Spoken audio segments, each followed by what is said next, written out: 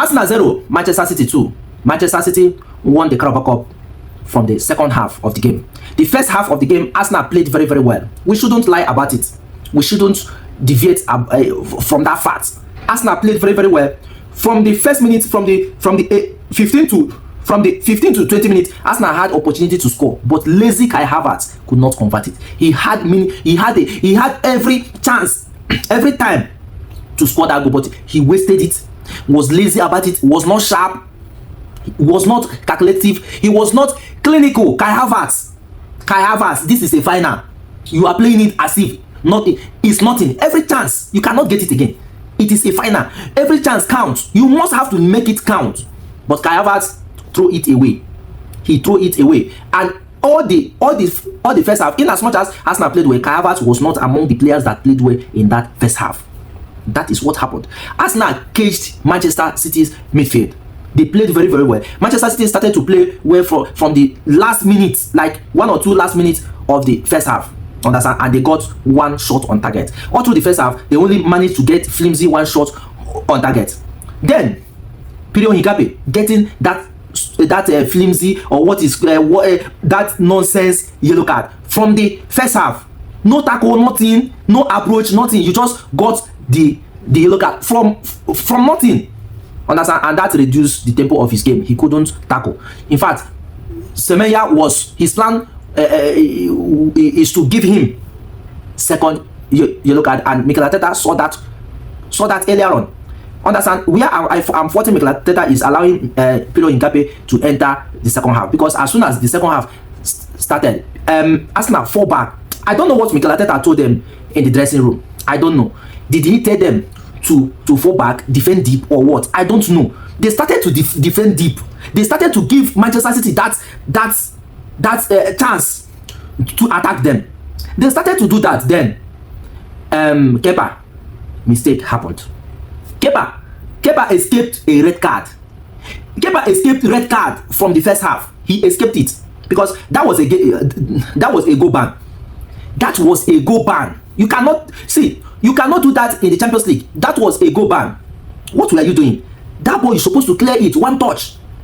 Put it to the throw-in or clear it. Understand? But you were there until Doku met you.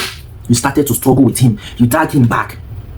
You managed to get a yellow card, but that was a red card. That was a narrow escape. Then the second half, Kepa, the same Kepa. For you to punch the ball, you wanted to catch the ball, and the ball left your hand. That was very, very tremendous performance from Kepa. Very, very bad. And again, the second one happened. Even the defenders expected Kepa to come out, punch the ball, or something like that. I think that what affected the defense for not reacting to that second goal was that they felt that Raya was on the goalpost. You know, when you have been playing with a particular player, before you will know that it's another person that you are playing with, things don't solve. So Saliba and Gabriel was still thinking that it is Raya, that he will do his job, but not knowing that Kepa is not ready to do the job of Raya. At a point, Mikel Arteta wanted to remove Kepa, but the intervention came from his assistant coaches. They told him the deed has been done, leave him, let it not be like a disgrace to him or something like that. Because we saw Raya was like, Mikel Arteta has already signaled him for him to go and change, but intervention came. Mikel Arteta withdrew, removing Raya, and that is it.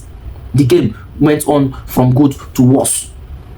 See, Mikel Arteta have his own part for not substituting players on time. But the problem that we are having, if we are talking about removing Trossard, if you remove Trossard, it's Martinelli that you are going to bring in. Martinelli and Trossard, who is better? Martinelli and Trossard, you don't know who is better. So in this game against Manchester City, Arsenal missed Eberechi Eze, Arsenal missed Timber, Arsenal missed Raya. Understand? These three key players Arsenal missed because Ben White was cooked by Doku. I said it before the game started that Doku is going to cook Ben White, and it happened. I said it when the game was about to start that Doku is going to cook Ben White. Ben White is not that player that you're supposed to use to mark Doku. But people say that am I the coach, this and that, I should allow the Ben White has been playing against Doku and he has been pocketing Doku, this and that. But in the Premier League, I have not seen when Mikel Arteta will substitute Timber out and bring in Ben White, why Moscara is there. Why didn't he start Moscara? Because I will give you the reason why he didn't start Moscara. He didn't start him because of He wants Ben White to feel among. He wants Ben White to feel among because this is the Carabao Cup. Even if Arsenal lose it, fine and good. That was the gamble and it backfired. So that is the thing. That is what happened. Understand? Mikel Arteta's plan was to hold the game to a point that he will attack Manchester City.